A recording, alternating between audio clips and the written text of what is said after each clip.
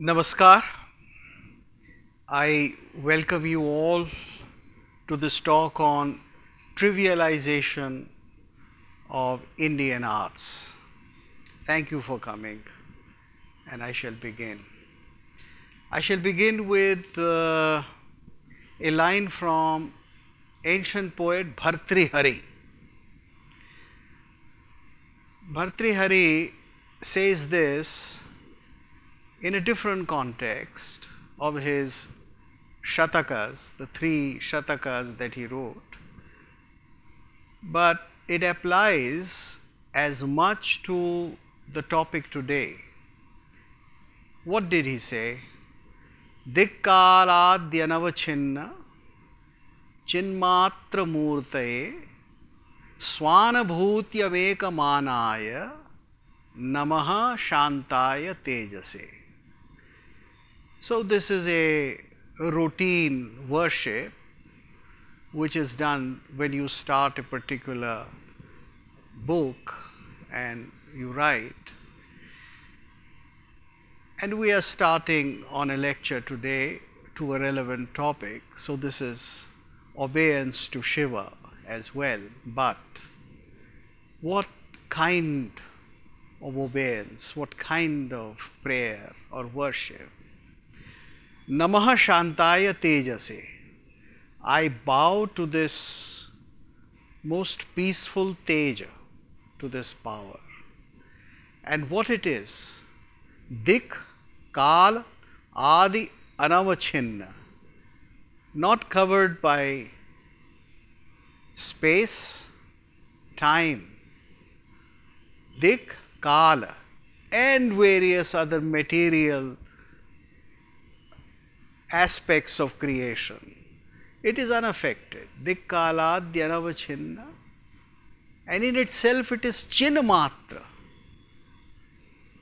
It is consciousness only.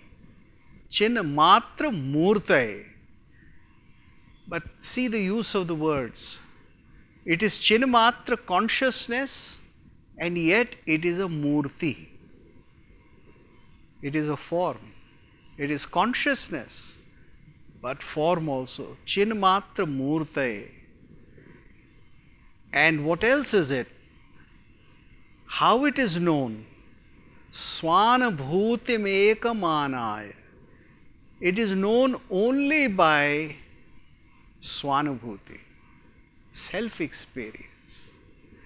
It is not known if somebody else tells me what it is. Unless I myself know, experience, swanabhutimekam. It is, Shiva is swanabhutimekam.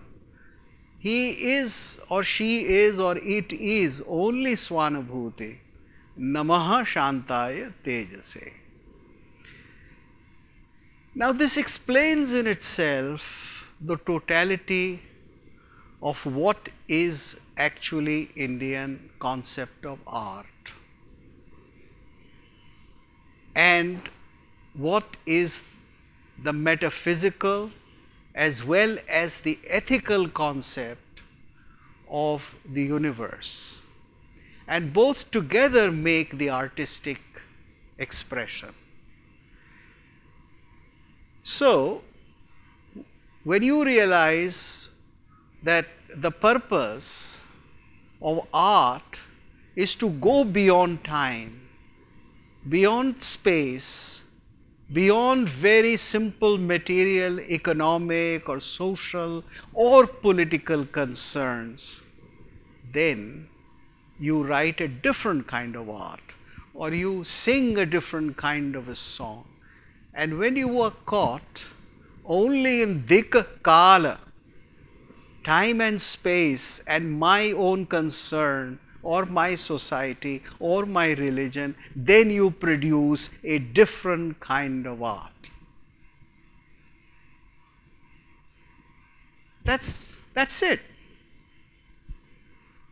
Because art is something which is related to an audience.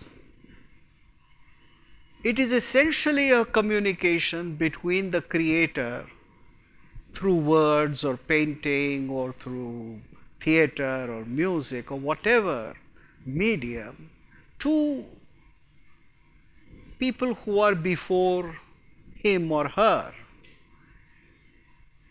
And hence it is addressing somebody in time and space. Yet, if the purpose of art, if the purpose of that addressing, if that purpose of communication is not beyond time and space, then art defeats itself. Then there is no purpose of art. Then there is no difference between, let us say, a daily pamphlet or an advertisement and what we call serious art. That's the only purpose, that this art is beyond time and space. It is aspiring, or it is talking, or it has some awareness of what is beyond time and space. And that also happens to be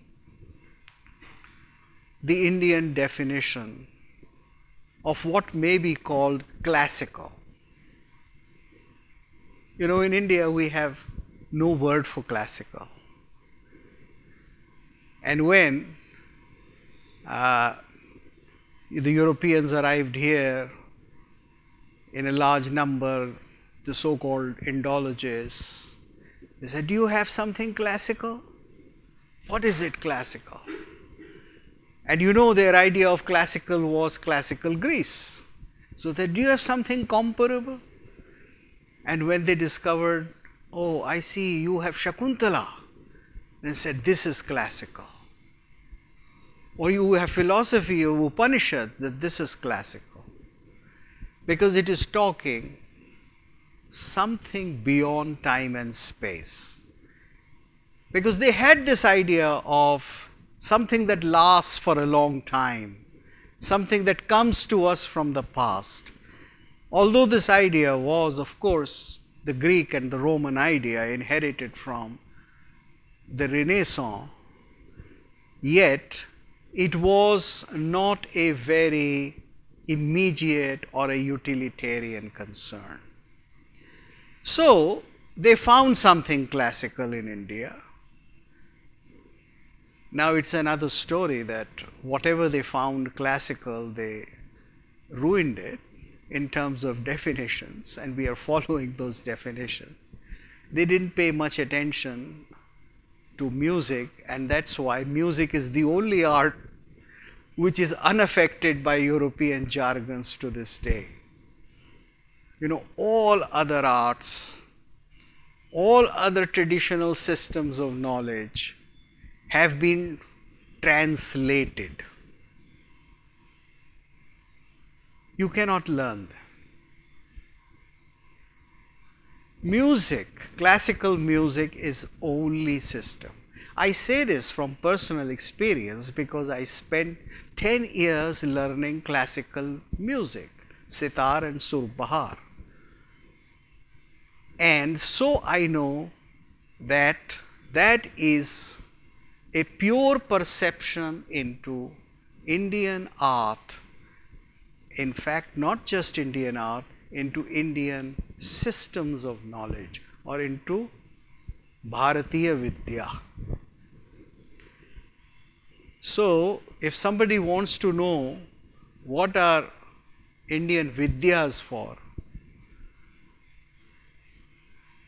what is the prayojan of Indian Vidyas, then perhaps today experience of music, if not learning and going through a sadhana of music, but a deep experience of music, whether it is the Vedic chant, Samgan, etc., or it is some other art form surviving in some whatever part of the country, that alone gives you an experience of Indian art.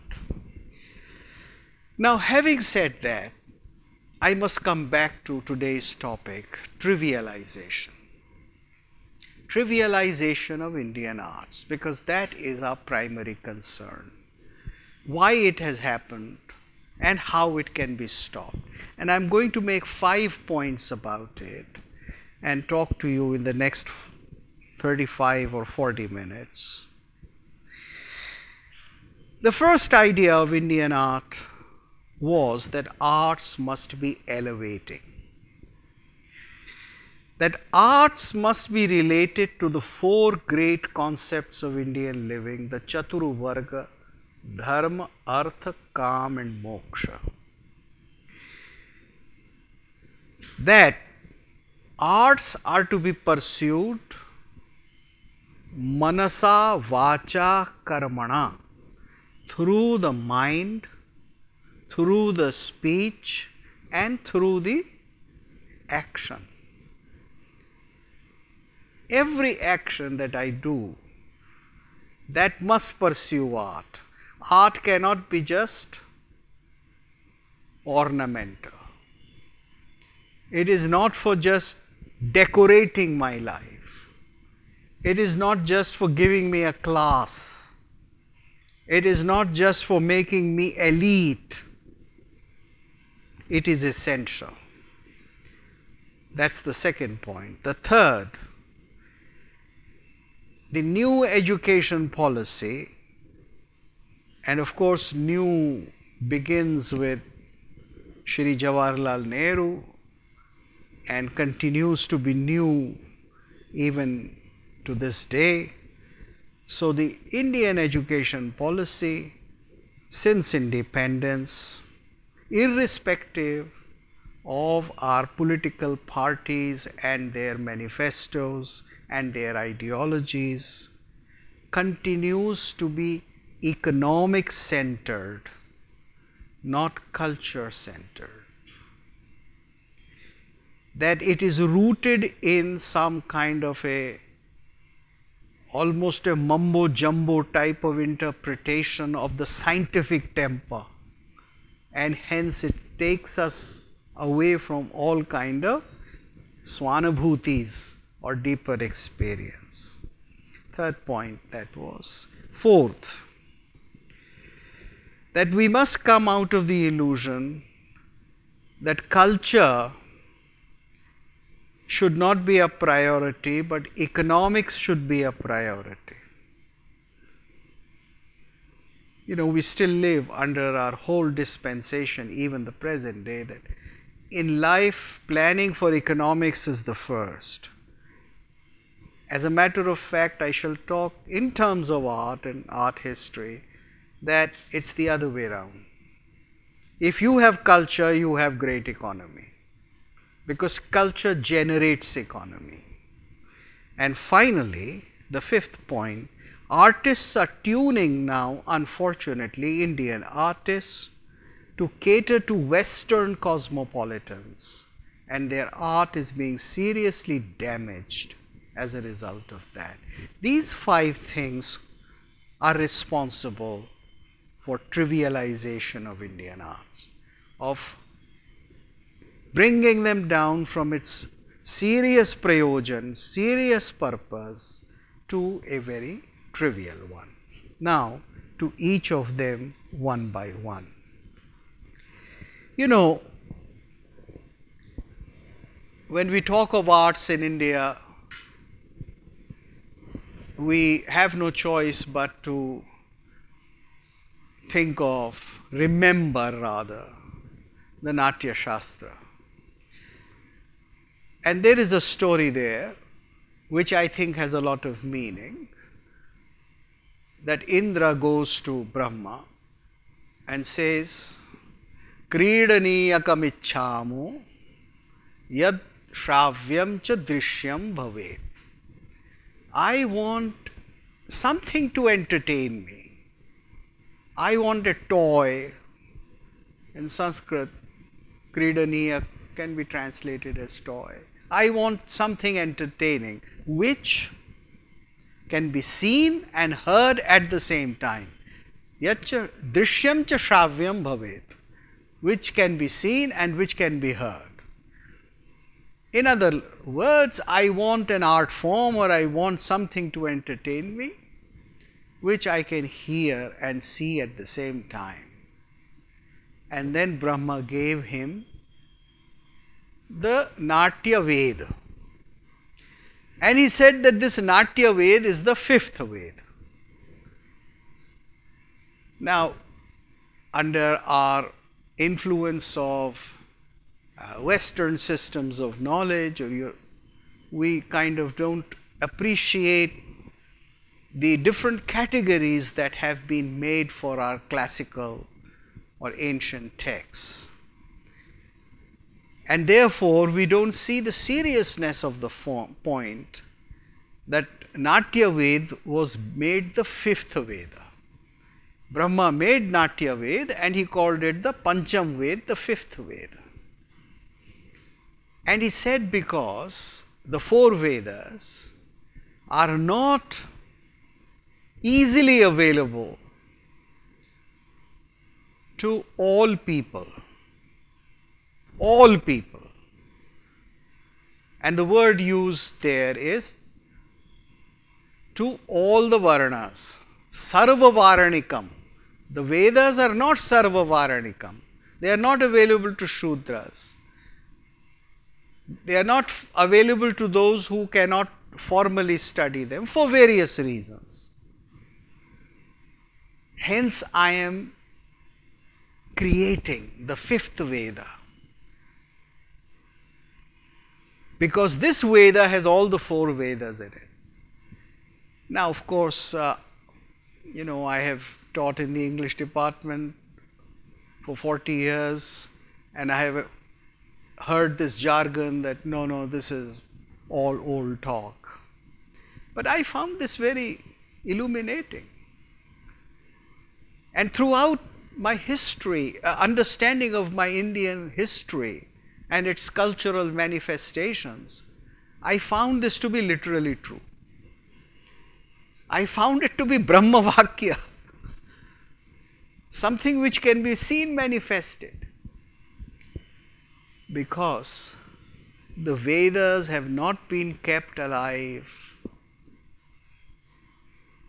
by the Naishthik Vedic Brahmans, by the philosophers, by the Dvait and Advaitvadis. Not even the philosophic system, the Shat Darshanas have been kept alive by these people.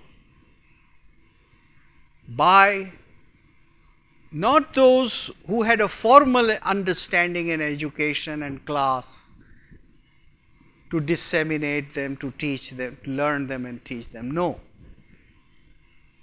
The whole Indian system of knowledge has been kept alive by those who have pursued the fifth Veda or the performing arts. It's the performing arts of India that keep the message of Veda alive to this day. You know what scared the Marxists too much in this country? It really scared them so much that they almost became demented, and they said that now that this Ramayana is being showed on the television, this will give rise to fundamentalism. So many of you, not the very young ones here, would recall that when Ramayana and later Mahabharata, when they were played on the national television for 1 hour, the only one channel, India stood still. Buses would come to a halt. Sometimes trains were made to stop at a station. Buses I know because I experienced it so many times. And everybody was watching, and no secular, no Muslim, no Christian, no Wendy Doniger visiting from abroad ever said that no, this is not right, it's a transgression of human or civil rights. People were simply so entranced. Everybody participated in its creation, in its dissemination, and in its enjoyment. They all experienced the one and single rasa of the performance of Ramayana and Mahabharata. Because in experiencing that rasa together on television, they were transported into a new, higher level of inner understanding there and then, a new swanabhuti. Nobody can question that swanabhuti. The Marxists kept on questioning it, just as they kept on questioning the temple under the Babri Masjid. And they left and they lost in both the cases. Because pratyaksham kim pramanam, that which is before your eyes does not need a proof. People experience the rasa. The fifth Veda was in operation. It was not a spell of some evil Brahmins which they cast from 7,000 years ago. It was there on the streets of India, right from Kanyakumari to Kashmir and from Jagannath Puri to Dwaraka Puri. I am just telling you something factual from very recent history. So the fifth Veda lives. Now, the fifth Veda has certain ideals, and it is stated there. I will not go into it, we have other points to cover, that it is for 4 aspects of life. It is educative. It is not just for swanabhuti, it is not just for enjoyment. It is not just that as a 7-year-old I want my own television to go into my bedroom and see a Japanese cartoon, and my mother will go and see a colors series, and my father will listen to the lectures of Professor Bharat Gupt. No. It is an entirely different purpose. It does not permit people, it does not think of giving them their own tablet or their little space of enjoyment. It talks about things which everybody can see. Natya Shastra says, please produce such plays which not just a family but a whole community can watch. That calls for a special lecture to explain, but a whole community can watch, not just that it will be only for a particular class.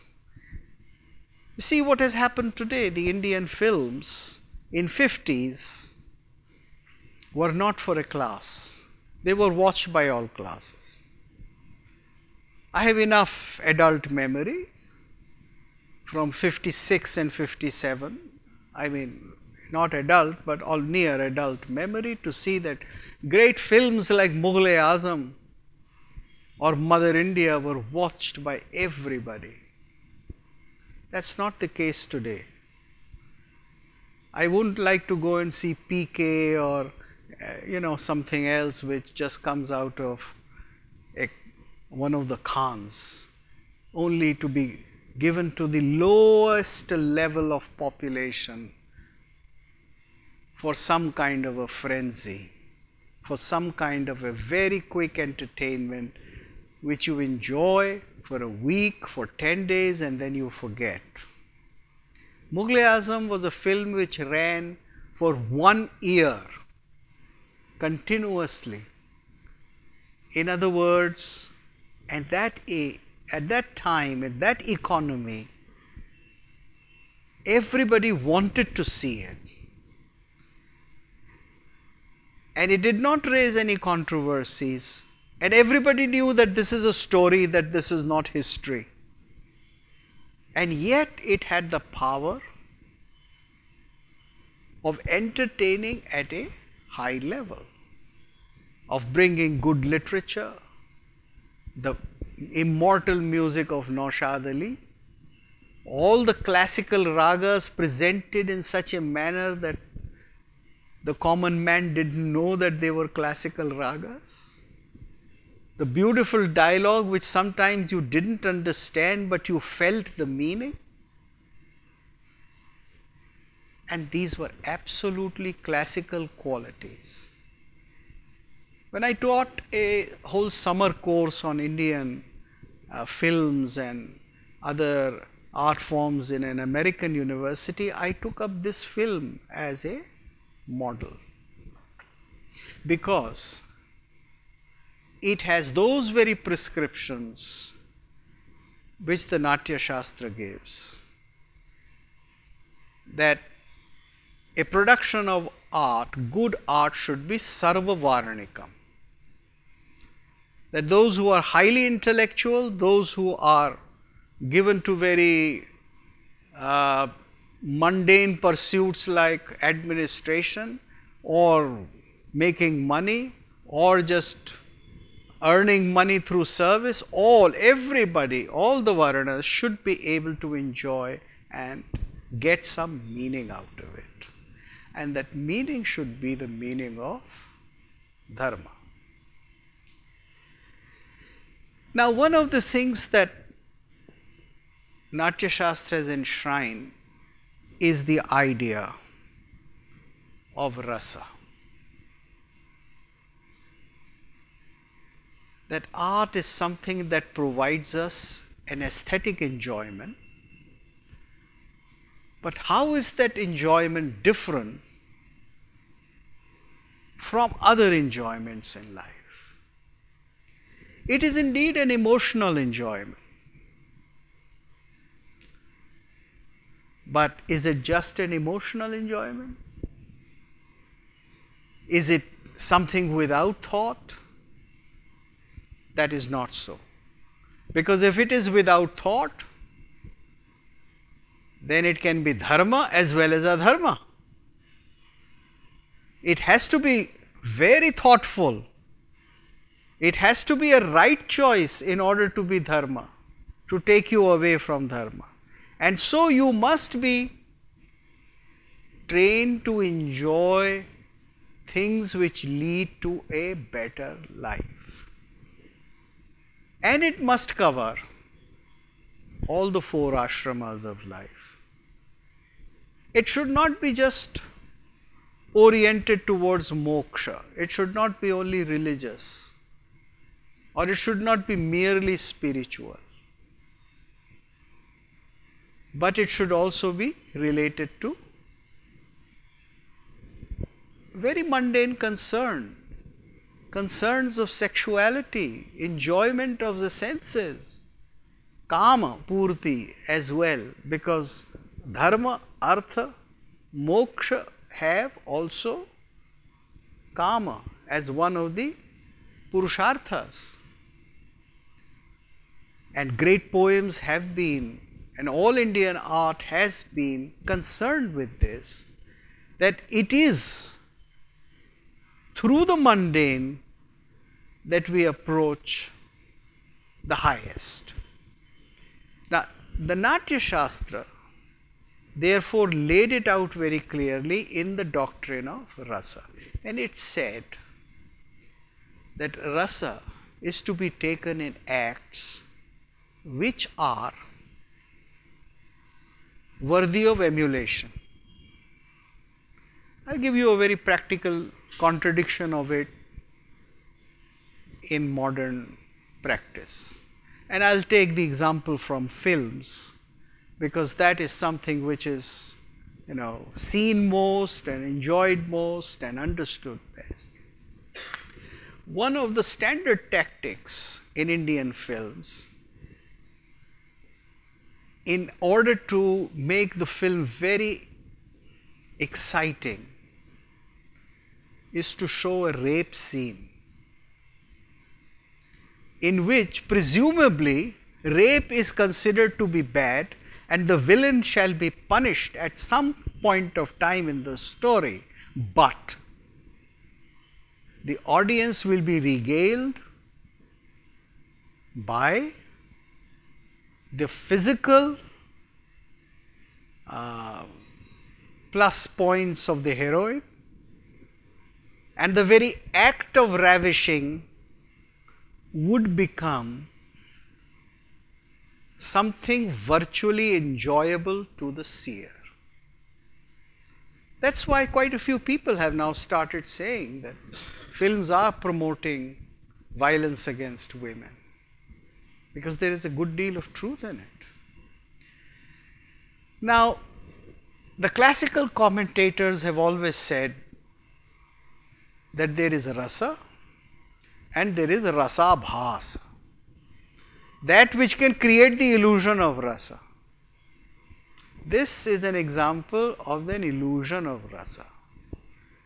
That you do watch it, that you are excited, that you go to it, and you have now a whole theory which says that pornography should be legalized, or at least it should be legalized for people up to a certain age, you know. I have never been able to understand how pornography is good till you are, is not good till you are 18, and then how suddenly it can become legal and good once you have turned 18. I mean, it's sheer hypocrisy. It is sheer cultural degradation to believe, but we know that this is a great debate now, and there is going to be a legal, continuous legal battle going on. So, rasabhas is not rasa. And there are no traditional scenes in Kathakali, Kudiyattam, or any of the traditional theatre in which they have paused a long time upon how Ravana picked up Sita and took her into the Pushpakyan and then all the way to Sri Lanka. Lanka. So, they were very careful about this. Trivialization of Indian arts has occurred entirely because we have lost this whole perspective. We do not know how to distinguish. What is at the cause of it? The root cause of this. What is at the root of it? I think something terrible happened to India under the European influence when the new education came up with the British, and it argued and practiced that arts are ornamental, they are not essential. You know, for the Greeks it was a different story. Arts were essential. The young Greek boys in the morning would go to gymnasium, where of course they will take off all their clothes. They will become gymnoi, that is gymnos, that is naked. The word gymnasium of course means a place for the naked.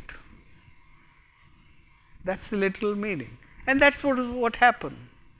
They did their exercises, including dance exercise, because they were essential to do all those postures and fighting positions which a soldier would take up in war. So, there was a practical utility, a practical application of dance, and this was true in India also, right up to Kalairepattu and all these systems where dance was essential for the man. So, the British brought in the idea that men don't dance, they don't move their backside, it stays stationary, that men shall not be emotional, they will never cry. Maybe in India, Kalidas could have described a king crying over his wife, Vilalapasa Vashpa Gadgadam. A king crying over the death of his wife. But we all project those very austere images of Mahatma Gandhi sitting beside Kasturba's body. That's the Hindu mind now after British education. Like a man, we will not cry. And so, what happens is that art becomes outside education. To this day, since 1932 Minutes of Macaulay, no Indian university gives a proper degree in any of the traditional arts. Even the National School of Drama, where I was a visiting professor for 25 years, only gives you a special certificate, or the Kalakshetra gives a special certificate. No university gives it. No serious, and if some universities give here and there, no artist takes cognizance of that degree. In other words, formal education was deprived of all the arts like music, like dance, and various other vidyas. All the traditional vidyas, but essentially the so-called arts. Now, when that happens, then we have the banishment of the practitioners of Indian art from the systems of teaching. So now in the Indian system we have a new Varna Vyavastha, where the Anglophonic professor or even the Hindi or Telugu or Tamil professor is the one who is in the university drawing the UGC salary, and maybe a great mridang player or a sitar player or a dancer is somewhere on the periphery looking for students to come to him or her in the evening to acquire Indian culture. Now, there are great stories of survival.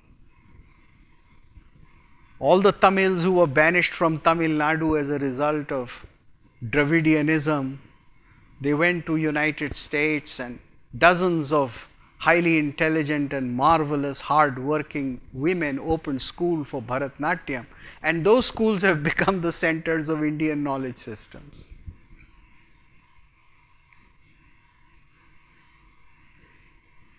That was not the only thing. You know that under law, dance was prohibited from Indian temples. And after 60 years of independence, dance is done in Indian temples outside the temple. So there is Khajuraho festival with Khajuraho in the background, distant, and on the stage Panigrahi and Padma Subramaniam and all the great dancers are doing the performances. But I have yet to see either at Jagannath Puri or at Tirupati Balaji or at Chidambaram, the Lord of Dance, that temple, a dancer doing dance as Archana right in front of the Lord, because that was Indian dance. All the dance which is now preserved is temple dance, because Indian theatre disappeared around 12th century.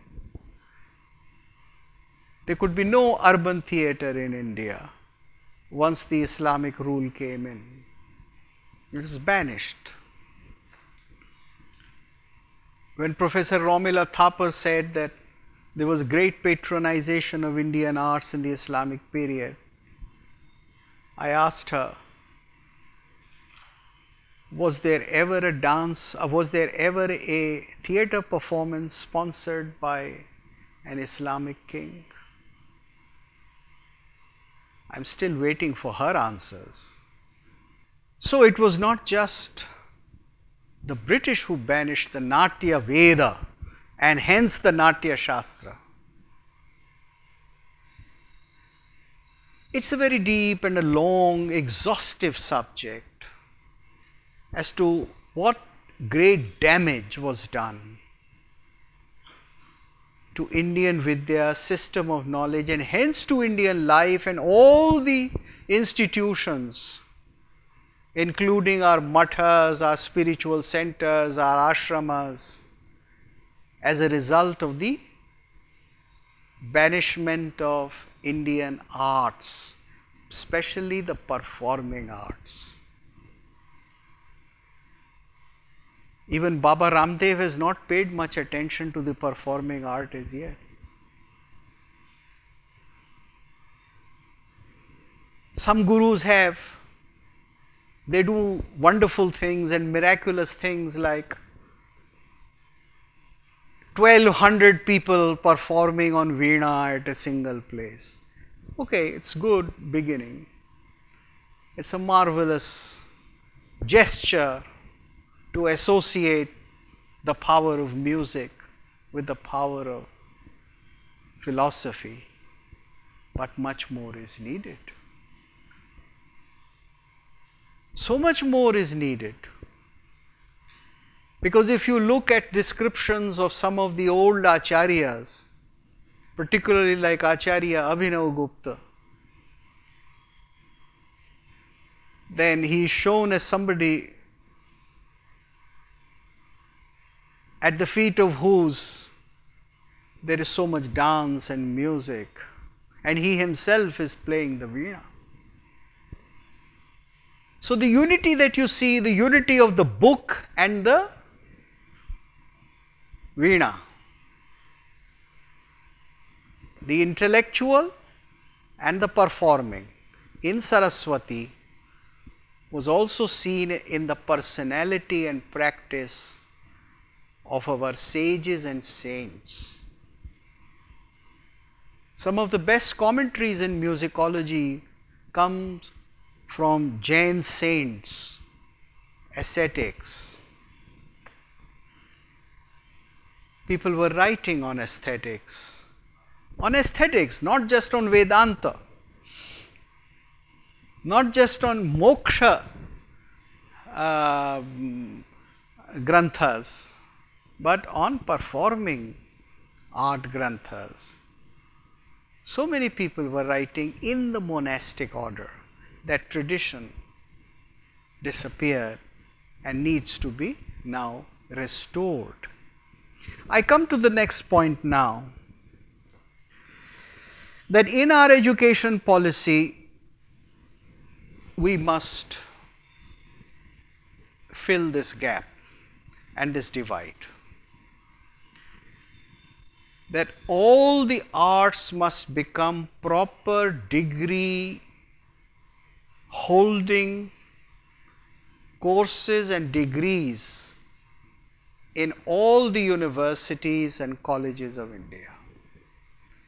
But before that, we have to change our approach to art. We have crossed over the first hurdle, happily so, since independence, that artists and art has become respectable. When I went to college, anybody who wanted to do a degree, let us say in music, was considered to be a useless, disrespectful person. And great maestros were not given any teaching position at the universities. My own teacher of Rudra Been, Ustad Asad Ali Khan, used to visit Delhi University as a guest instructor. He could not get the position of a professor in the department of music. It was years after his death that this transition took place. But to this day, even at a prestigious university in Delhi, there are only 2 or 3 things which are taught instead of having a full-fledged department.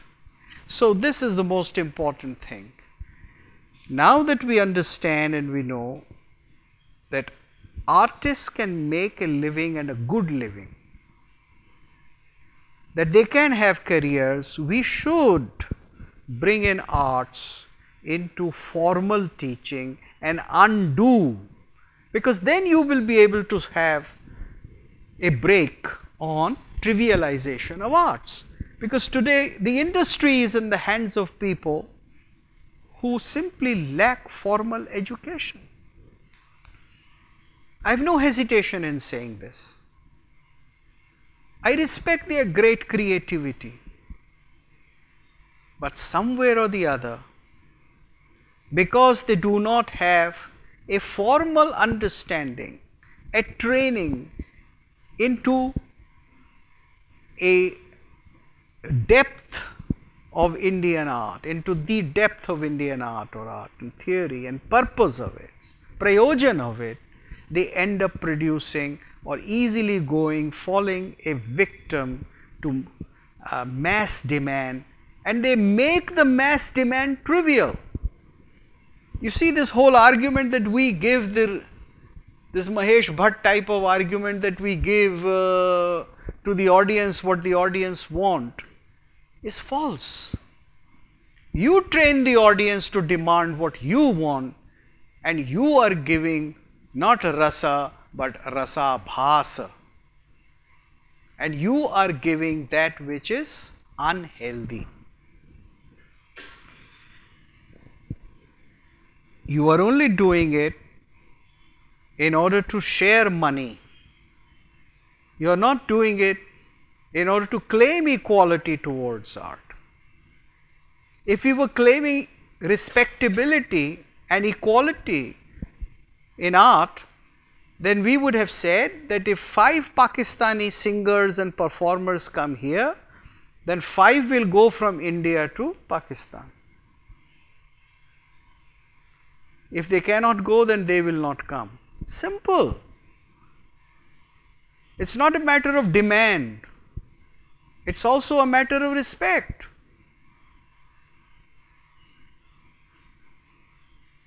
Because the governments are there with certain agreements, agreements of culture, mutual exchange dependent on culture, cultural agreements. And the government of every country must be able to promote the best of its culture through all these cultural agreements on certain equal terms. In last 20 years, there has been a great failure even by the government organizations like Indian Council for Cultural Relations in promoting serious art. They have fallen into the trap of promoting popular art and promoting the lowest level of art in the name of folk culture and financing it much more than the so-called classical.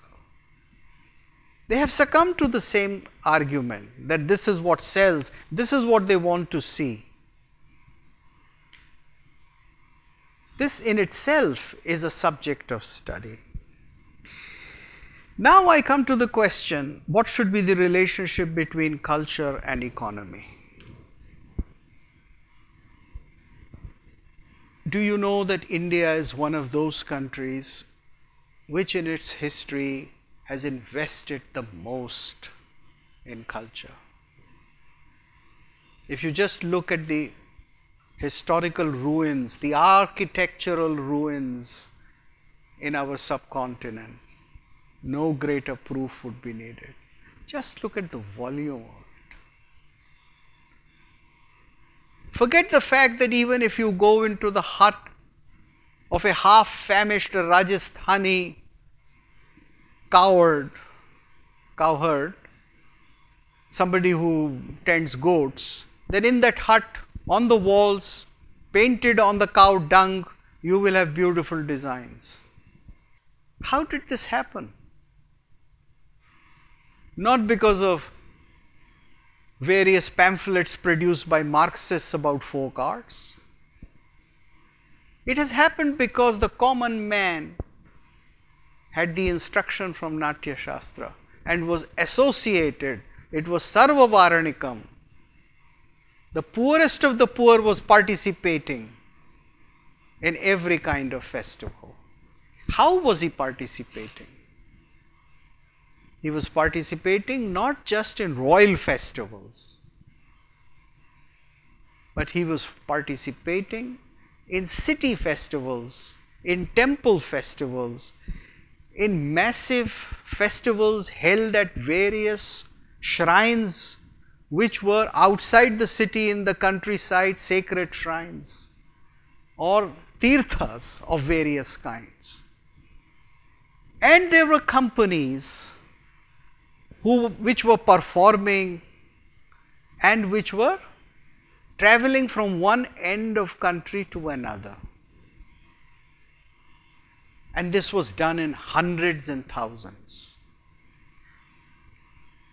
The temple culture of India was the greatest promoter not just of the intellectual tradition of Pandits and grammarians and Asthan Vidwans, or the dancers, or the musicians, but also of the great economy. Of millions going to these festivals and the economy that was generated. A couple of times I suggested to some professors in Delhi School of Economics that maybe they should try and get a PhD student in an area like that. And they stared back at me as if they were talking to a madman. They never thought that this could be the subject. No sociology department in the country has thought of that. That these were arteries through which the lifeline, the lifeblood of India flowed, and they promoted economy. That was the consequence of art. That artisans could be taken from one end of the country, housed at another end. So if a great temple were to be built in Odisha, let us say like the Jagannath temple or the Puri temple or the Konarka temple, people came from all over India. Artisans came from all over India to do work there. And there was a system of bringing them. It was not something arbitrary. We have forgotten all those systems today, and they were sustainers of the economy. So I think the present day debate which is going on today, that should we first pay attention to the cultural aspects of India or to the economic aspects? Should the cultural agenda come to a standstill once we achieve the great economy and we become an economic success, everything that we do culturally will become highly respectable? In my opinion, that's not true, because there are many pitfalls, and I'm going to talk about that pitfall now.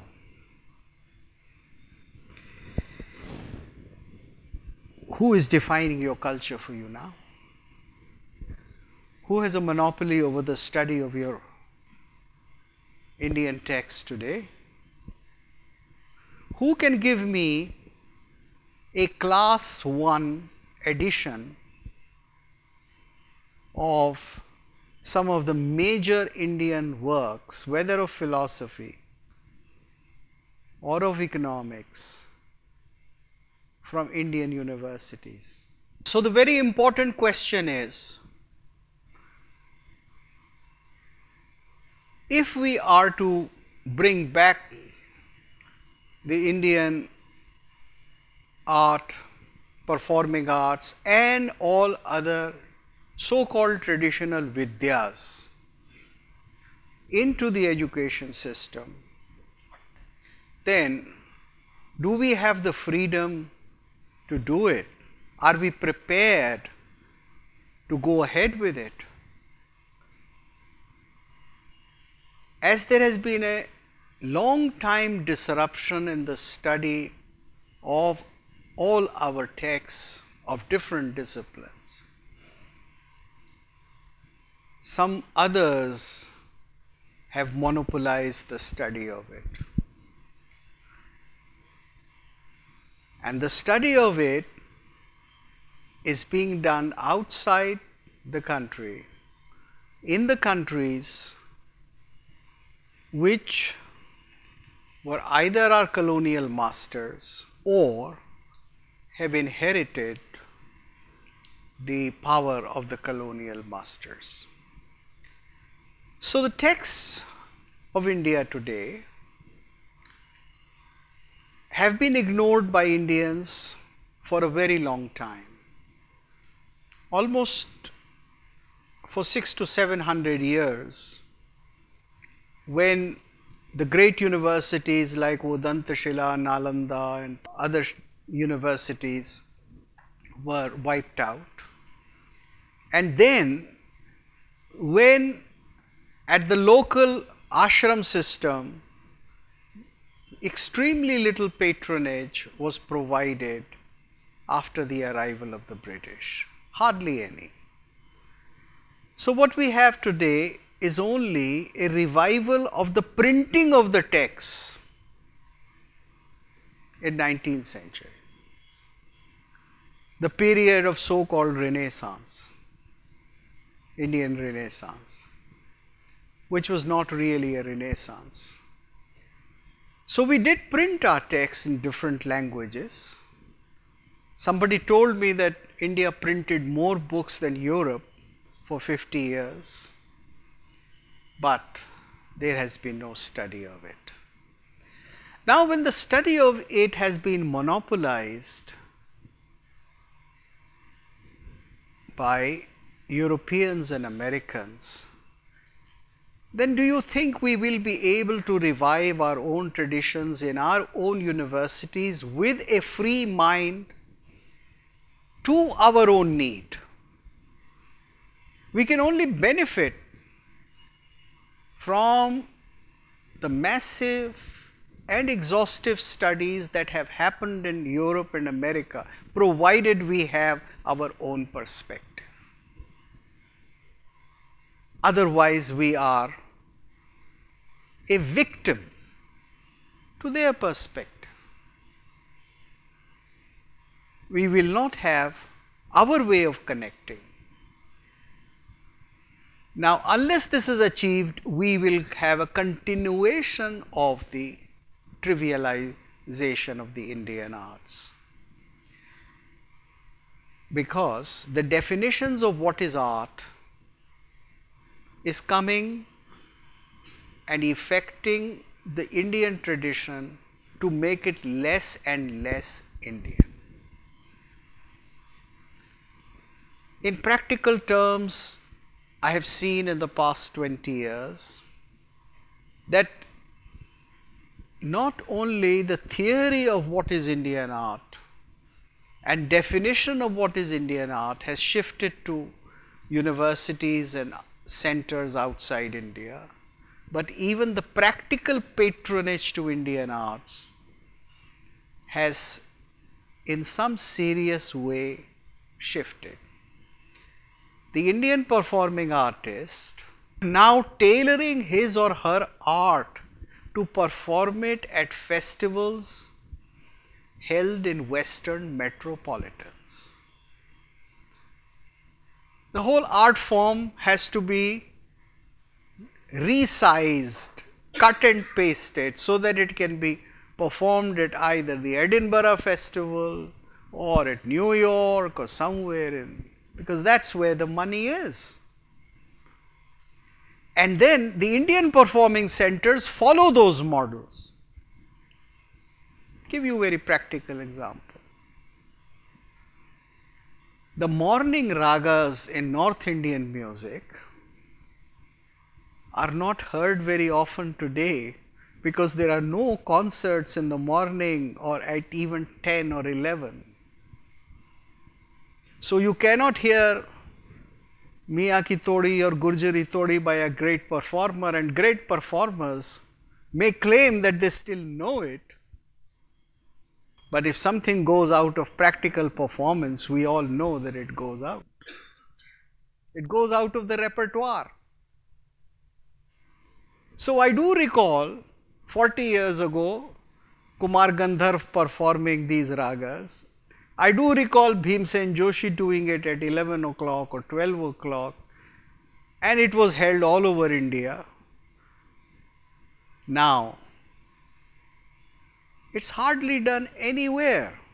It is done in Tamil Nadu, in Chennai, but then North Indian ragas have a limited place there because they have to perform their own music as well.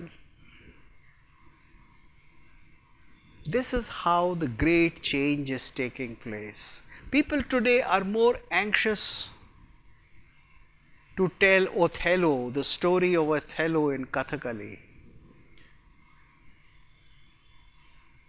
than to acquaint young children with what was really Satyabhama Kalapam, or what are the finer details of Duryodhan thinking what will happen to him in the war in a Kudiyattam scene. Because it is the patronage that has shifted, and hence the audience is new, the audience is different. And as I said at the very beginning of this talk, a particular performance, every performance is determined by the audience, because the audience keeps the art alive. And if the audience has changed, or if the audience is no longer in a position to discriminate, if the audience does not want a rasa but only rasa bhasa, then the art will lose not only the four ideals of dharma, artha, kama and moksha, it will lose the practical methods of achieving it. It will lose the very techniques of achieving those effects. There are not many performers today who can sing for 8 hours at a stretch or perform. But in my childhood, there were thousands of them. This change has happened, and it is not a change for good. So the decline in the quality must be fought. We must put our minds to it.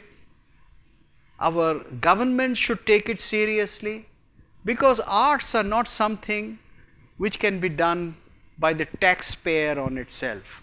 Ashrayena shobhante panditaha vanita lataha. The scholars and the artists, women and the vines and the creepers, they all need protection or sustenance. So unless there is a very strong effort now to recreate the new sources of sustenance, we will lose sight of our Natya Veda. Thank you very much.